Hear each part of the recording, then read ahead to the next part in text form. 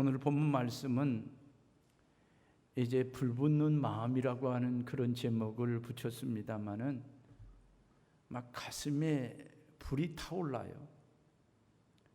그런데 이 불을 억제하니까 이것이 타올라 가지고 골수에까지 사무쳐서 막 그대로 억누르고 있으니까 답답해서 견딜 수 없는 게 폭발 직전이다, 그런 말입니다. 막 가슴이 불타올라서 폭발 직전. 그러니까 도저히 이 불을, 막 뜨겁게 타오르는 이 불을 좀 꺼보려고 했는데 끌 수가 없어요. 아무리 노력해도 이 불타는 가슴을 끌 수가 없는 거예요. 그리고 이 불타는 가슴 때문에 우는 거예요. 가슴만 불타는 것이 아니라 눈에서는 눈물이 끊임없이 흘러나옵니다. 그래서 에레미야의 별명이 눈물의 선지자다, 그런 말입니다. 자나깨나 우는 겁니다. 집에서도 울고, 복음을 전하다가도 울고, 기도하다가도 우는 거예요. 그러면 에레미야가 우는 이유가 무엇 때문일까요? 우는 이유는 자기 백성을 너무너무 사랑해서 우는 거예요. 하나님을 사랑해서 우는 거예요. 지금 에레미야 가슴이 타는 이유가 무엇 때문이냐면은 사랑하는 백성들이 진리의 길을 가고 영광의 길을 가고 하나님이 기뻐하는 길을 가면서 하나님 앞에 바른 예배를 드리고 찬양을 하며 하나님께 영광 돌림으로 말미암아 기뻐서 박수하고 하나님께 영광 돌려야 되는데, 사랑하는 백성들이 하나님의 길을 버리고 어긋난 땅 길로 가는 겁니다. 망하는 길을 가는 거예요. 사망의 길을 가는 거예요. 죽음의 길을 가는 거예요. 지옥의 형벌의 길을 가는 거예요. 그러니 얼마나 가슴이 아프겠습니까? 여러분, 부모는 자녀를 사랑하기 때문에 가슴이 불이 타올라요. 근데 내 자녀들이 아름다운 길을 가면 부모는 얼마나 기뻐합니까? 막 박수를 치는 거죠. 하나님께 영광 돌릴 수밖에 없잖아요. 근데 내 자녀가 곁길로 가는 거예요. 그 길로 가면 안 되는데 그 길로 갑니다. 그 길로 가면 망하는데 그 길로 가는 거예요. 그 길로 가면 결국은 죽는데 그 길을 가는 거예요. 사랑하지 않는다면 그냥 그 길 가게 내비두는 거지 않습니까? 그리 가는 사람이 저 나쁜 놈들, 저런 놈들은 세상에 없어져야 돼, 이렇게 쉽게 말해버리잖아요. 어떻게 저런 사람들이 있나 그렇게 말하지 않아요. 근데 내가 사랑하는 사람이면 그렇게 말 못해요. 내가 사랑하는데요. 사랑하니까 그 길 가면 안 된다고 이야기합니다. 그 길 가면 망한다고 그렇게 이야기합니다. 그래도 말 안 들으니까 막 몸이라도 옷이라도 붙잡고 가면 안 된다고 간절한 마음으로 이야기를 합니다. 바로 그 모습입니다.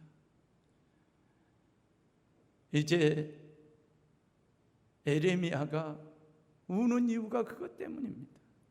하나님 앞에 기도하면서 울고, 복음을 전하다가 울고, 무엇보다도 중요한 것은 뭐냐면은 사랑 때문에, 사명 때문에 이 복음을 전하지 않고는 견딜 수가 없는 거예요. 그래서 하나님, 나 복음 전하지 않겠습니다. 복음을 전하면 다른 사람이 그 복음을 받는 것이 아니라 나를 공격합니다. 나를 죽이려고 합니다. 나의 복음 전하지 않겠습니다. 하나님 앞에서 울면서 기도하는데, 기도하니까 가슴이 뜨거워져요.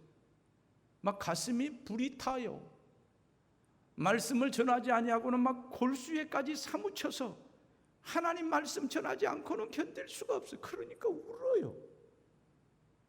하나님을 생각하면서 울고, 백성들을 생각하면서 울고, 말씀을 전하다가 울고, 기도하다가도 울고, 울고 또 우는 거예요. 절대로 포기할 수 없기 때문에. 포기할 수 없는 사랑은 여러분 절대로 포기할 수 없기 때문에 울 수밖에 없다고 하는 거예요.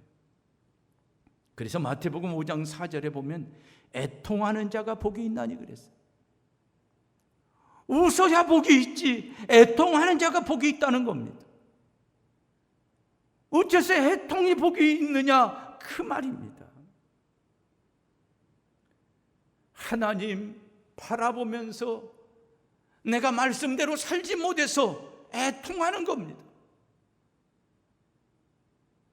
하나님 바라보면서 나를 보는데 내가 말씀대로 살지 못하고 곁길로 가서 애통합니다.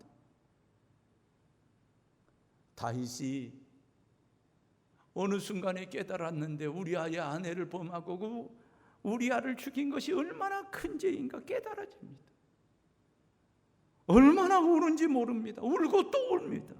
그래서 밤마다 요를 적시나이다, 밤마다 침상을 띄우나이다, 하나님 앞에 울고 또 우는 거예요.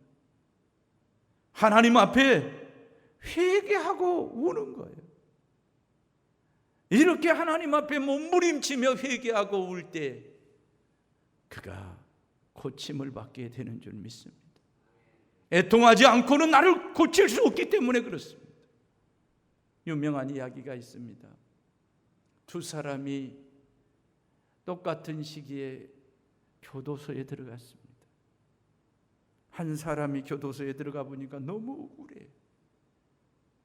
그가 어떤 마음을 갖느냐, 세상에 얼마나 나쁜 놈들이 많은데, 그렇게 나쁜 사람들은 많은데 그 사람들은 감옥에 안 오고 나 같은 사람이 어떻게 감옥에 왔느냐, 그 말입니다. 너무 억울하다는 거예요. 그러면서 나를 감옥에 연 사람들에 향해서 분노의 마음이 일어납니다.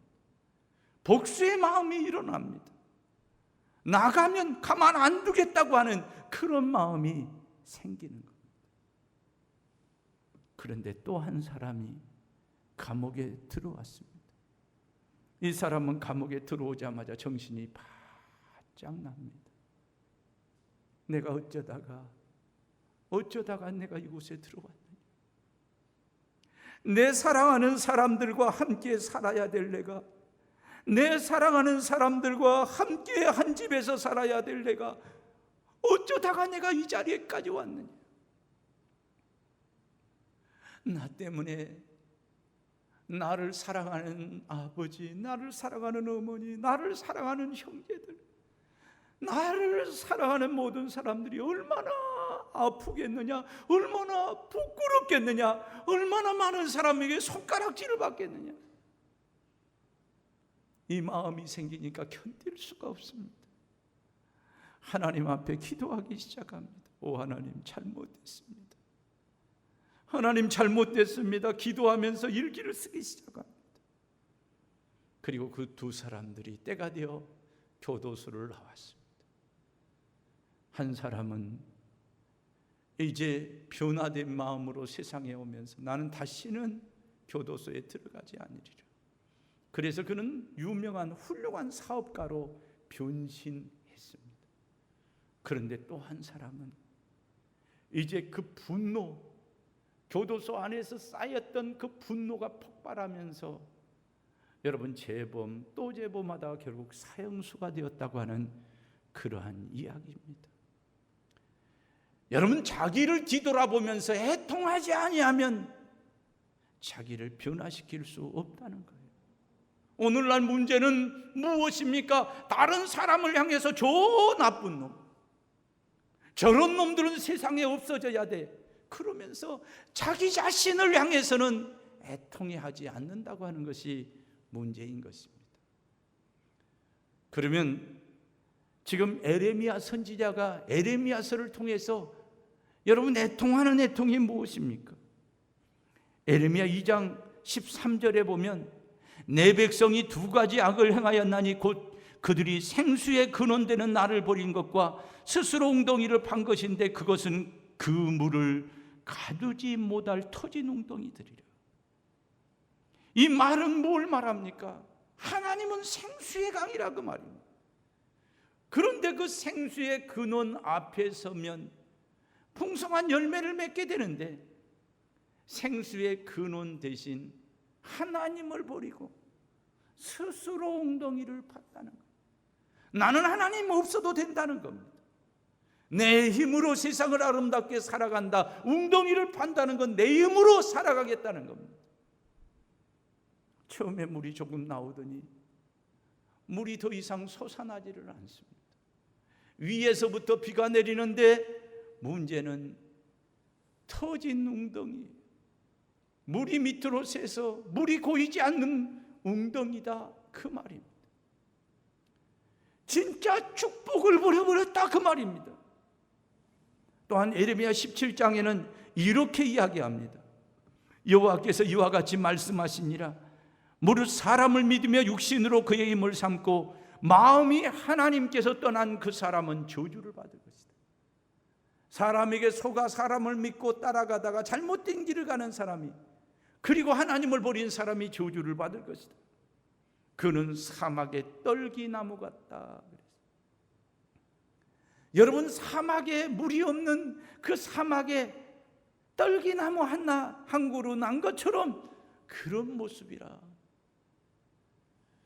그런데 8절에는 뭐라고 말하는 겁니까? 7절부터 보면 그러나 물은 여호와를 의지하며 여호와를 의뢰하는 그 사람은 복을 받을 것이라. 그는 물가에 심어진 나무가 그 뿌리를 강변에 뻗치고 더위가 올지라도 두려워하지 아니하며 그 입이 청청하며 가무는 해에도 걱정이 없고 결실이 그치지 아니하니라. 여호와 하나님을 의뢰하는 사람은 물가에 심어진 나무가 되어 가물어도 꽃이 피고 열매 맺는 놀라운 역사가 일어난다는 것입니다. 또한 요한복음 4장 14절에 보면 내가 주는 물은 그 속에서 영생하도록 솟아나는 샘물이 되리라. 예수님이 말씀했습니다. 예수님이 주는 물은 속에서 영생하도록 솟아나는 샘물, 우리 가슴 속에서부터 성령이 샘솟고 기쁨이 샘솟고 말씀이 샘솟고 하나님을 향한 사랑으로 충만한 것을 이야기하는 것입니다. 그런데 지금 에레미야가 우는 이유가 무엇 때문인 것입니까?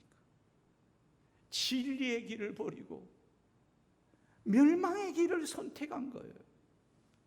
그러니 울지 않고는 견딜 수가 없는 것입니다. 그래서 내가 다시는 여호와의 이름으로 말하지 아니하리라 그렇게 했는데 하나님은 나보다 더 강하시니까 결국 하나님 앞에 굴복할 수밖에 없다. 그리고 내가 다시는 여호와의 이름으로 말씀 증거하지 아니하리라. 왜냐하면 핍박하니까.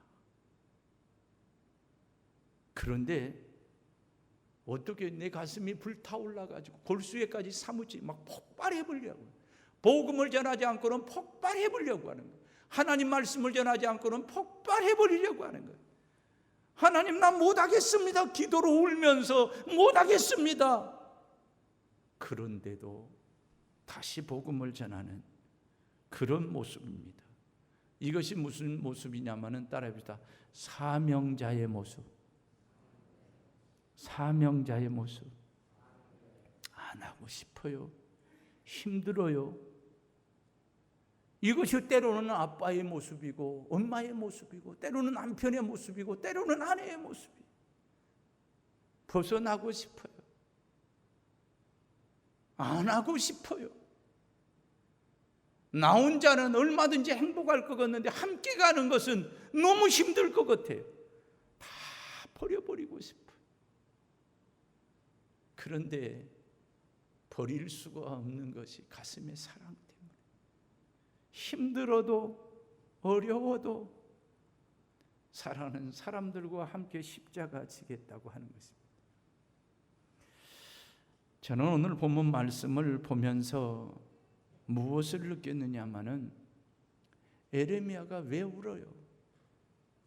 지금 왜 그렇게 눈물을 흘리는 것입니까? 여러분, 저는 뭘 보았느냐면은 따라해 봅시다. 하나님의 사랑. 하나님의 사랑을 본 거예요. 에레미야가 울고 있지만 성경을 깊이 보면 하나님이 더 많이 울어요. 에레미야가 통곡하고 우는 건 못지않게 하나님은 더 울어요. 성경에는 예수님이 우시는 장면이 나와요. 뭘 보고 우느냐면은 나사로가 죽은 나사로를 보고 울었다 그랬어요. 나사로 한 사람의 죽음을 보고 울었겠습니까? 예수님이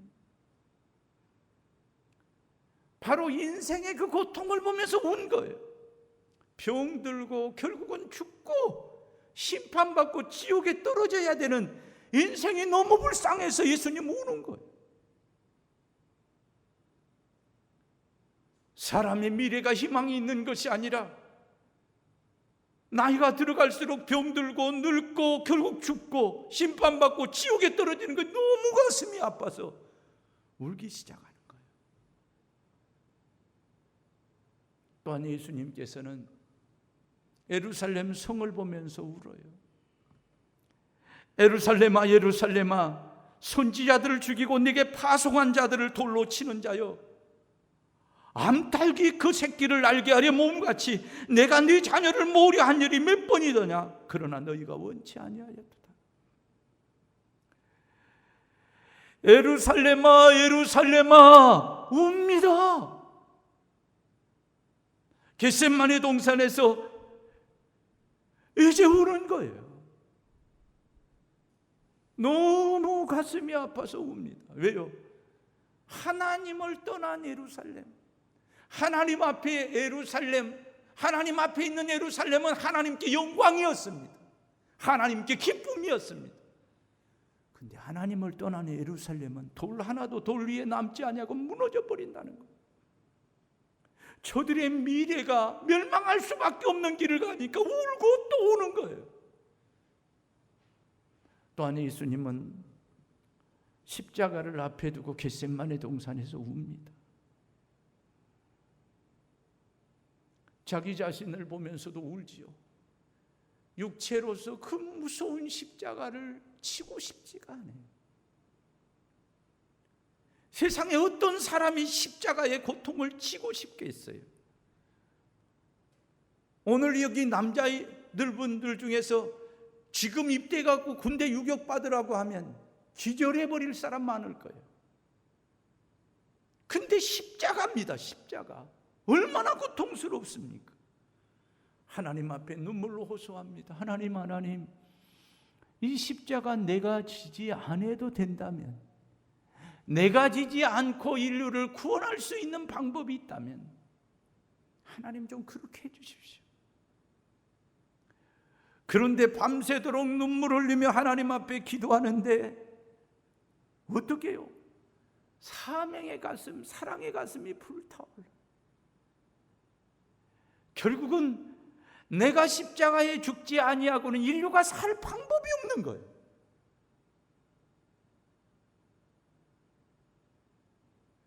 내가 죽는 방법만이 인류를 구원할 수 있다는 거예요. 죄에서, 죽음에서, 심판에서, 지옥에서 구원하고 하나님 자녀 되게 하고 영생 복락 누리게 하는 방법이 이 방법 외에는 없다는 거예요. 그래서 예수님은 결국 나의 원대로 마옵시고 아버지의 원대로 되기를 원하나이다. 이 말은 뭘 말하는 거예요? 사명의 길을 가겠다 그 말이에요. 이제 나는 사명의 길을 가겠다 그 말입니다. 이제는 뒤돌아보지 않겠다 그 말입니다. 밤새도록 기도하고 제자들에게 일어나 함께 가자, 이제 가자, 십자가 지러 가자. 아무리 십자가가 고난의 길이라도 아픔의 길이라 할지라도 눈물을 흘리고 하나님 앞에 기도한 다음에 불타는 가슴으로 십자가를 향해서 나갔고 결국 십자가에서 비참하게 죽잖아요. 근데 예수님이 그렇게 십자가에 돌아가셨는데 예수님을 바라보는 하나님은 울었어요. 통곡했어요. 하나님은 전능하신 팔로도 전능하신 능력으로도 사랑하는 외아들을 구해낼 수가 없었어요. 그래서 성경은 뭐라고 말했냐면 온 하늘이 캄캄케 되었다. 아들 예수님께서 엘리 엘리 라마 사막다니 나의 하나님 어찌하여 나를 버리십니까? 하나님의 심장이 멎는 것 같아요. 약해서 구하지 못한 것도 아니고 전능하신 능력이 있음에도 불구하고 사랑하는 아들을 십자가에서 건질 수가 없어요. 이 길이 사명의 길이니까, 이 길만이 인류를 살리는 길이니까 말입니다. 하나님은 웃으시는 것만 아니에요. 우리하고 똑같아. 부모의 마음과 똑같아. 자녀가 진리의 길을 가면 웃어요. 자녀가 곁길로 가면 부모는 애간장이 타는 거예요. 그게 하나님의 마음이에요. 선지자는 뭘 보느냐마는 그 우시는 하나님을 보는 거예요. 사랑의 가슴으로 돌아오라고, 어서 돌아오라고 울고 계시는 하나님의 마음을 보는 거예요. 이것이 바로 선지자의 마음입니다. 뿐만 아닙니다. 로마서 8장 26절에 이와 같이 성령도 우리의 연약함을 도우시나니 우리는 마땅히 기도할 바를 알지 못하나 오직 성령이 말할 수 없는 탄식으로 우리를 위하여 친히 간구한다. 말할 수 없는 탄식으로. 우리가 기도해야 되는데 기도하지 못해요. 기도해야 시험에 들지 아니한데 기도하지 아니함으로 시험에 들어요. 기도해야 이기는데 기도하지 아니함으로 지는 거예요. 우리가 약해서 지는 겁니다. 그런데 우리를 위해서 말할 수 없는 탄식으로 오늘도 하나님 앞에 울며 기도하시는 분이 계신데 그분이 성령입니다. 오늘도 이 서목사를 위해서, 우리 장로님들을 위해서, 우리 성도들을 위해서 내가 기도하지 못하고 내가 때로는 곁길로 갈 때 나를 위해서 말할 수 없는 탄식으로 하나님 앞에 기도하시는 분, 간구하시는 분, 그분이 성령님이세요. 믿으시면 아멘 하시기를 바랍니다. 여러분, 하나님은 우리를 포기할 수가 없었습니다. 포기할 수 없어서 우는 거예요. 그 하나님의 마음을 알고 에레미야가 지금 울고 있는 거예요. 결론적으로 말씀드리겠습니다. 누가 울고 계시는 겁니까? 이 시대에, 코로나 시국에 이 시대에 하나님은 우리를 보시면서 웃으실까요? 나를 보면서 하나님이 너무 좋아서 웃으실까요? 우리 금호배들교회 성도들을 보면서 하나님이 웃으실까요? 그렇지 아니하면 하나님이 아파서 우실까요? 우리를 보는 하나님의 가슴은 어떤 가슴일까요? 나를 사랑하는 부모님이 내 모습을 보면서 웃으실까요? 울까요? 우리를 사랑하시는 하나님의 기쁨이 되는 우리 모두가 되었으면 합니다. 그 다음에 두 번째 중요한 것은 에레미야가 울었다. 시대가 아파하는 모습을 보면서, 시대가 어둠에 쌓이는 것을 보면서, 백성이 어려움을 당하는 것을 보면서 우는 사람이 누구냐? 그 사람이 선지자입니다.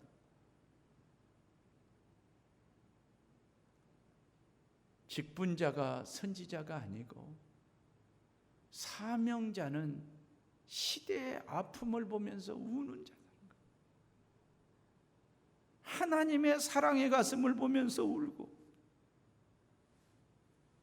백성들을 사랑하는데 그 백성들이 곁길로 가는 것을 보고 울고,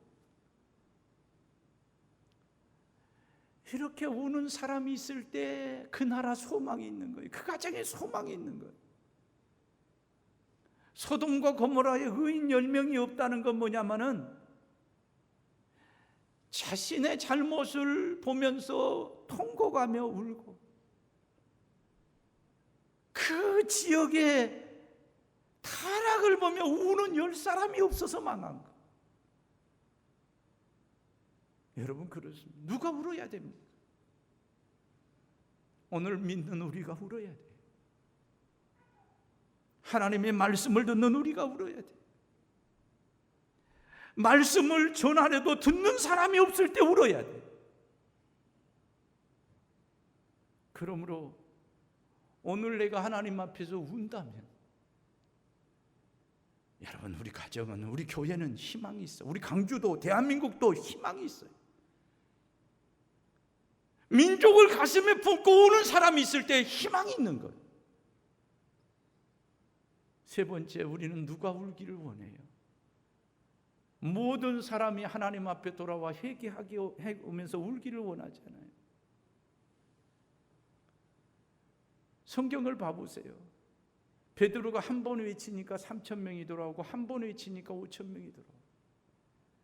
시대적으로 하나님의 복음의 말씀을 들으면 하나님 앞에 막 회개하고는 역사들이 일어나기도 해요. 근데 반대로 스데반은 복음을 전하다가 죽었고, 야고보 선생님도 복음을 전하다가 죽었고. 복음을 전하면 가슴을 찢고 옷을 찢으면서 어찌할꼬, 니느웨 백성들처럼 하나님 앞에 어찌할꼬 회개하며 돌아올 때 하나님은 멸망의 예고를 해도 바로 용서해 줘 버려요. 이스라엘이 아수르에 멸망당하는 것을 보고도 에레미야가 외쳐도 회개할 줄을 모르는 거예요. 누가 울어야 돼요? 백성이 울어야 돼요. 하나님 앞에 돌아와 울어야 돼요. 그런데 어둠의 시대는 백성들이 회개하고 돌아오는 것이 아니고 복음을 전하는 사람을 공격한다니까. 하나님이 어디 계시냐고. 그리스도의 사랑으로 불타는 가슴으로 외치는 사람을 향해 돌로 친다니까. 그래 세례 요한을 죽여버리잖아요. 그런다고 포기할 수 없다는 거죠. 하나님 안 돼요. 지금이 어떤 시대인데요. 예수님 증거하다가 몰매 맞아요. 그런다고 침묵할 수 없잖아요. 그런다고 기도를 포기할 수 없잖아요. 그런다고 낙심하고 주저앉을 수는 없잖아요.